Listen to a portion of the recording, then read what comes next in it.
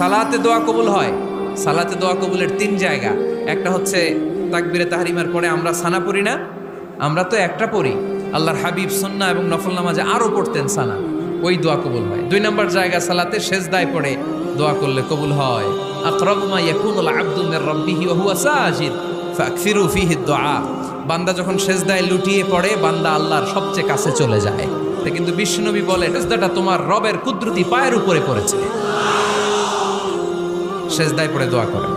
সালাম ফিরানোর আগে বিশ্বনবী দোয়া করতেন, লা ইউসাল্লিমান্না আহাদুকুম হাত্তা ইয়াতাআওয়াযা মিন আরবাআ।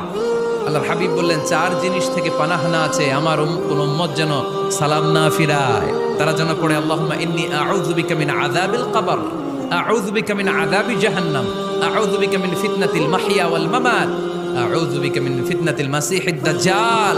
আল্লাহ কবরের আযাব থেকে বাঁচাও, আল্লাহ জাহান্নামের আগুন থেকে বাঁচাও, আল্লাহ জীবন